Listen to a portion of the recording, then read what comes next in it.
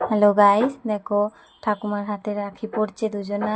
আমার নন্দসোনা দুজনা রাখি পড়ছে, কত সুন্দর। আমার বড়টা ছোট্ট হাতে কি সুন্দর ছোট্ট রাখি পড়ছে। এবার আমার ছোট্টটা রাখি পড়বে।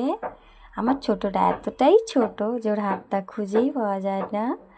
দেখো কি সুন্দর রাখি পড়ছে।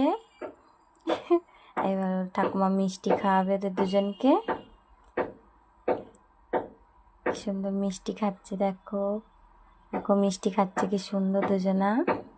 ছোট্ট ঠোঁট ছোট্ট মুখে কি সুন্দর মিষ্টি খাচ্ছে হাসি মুখে।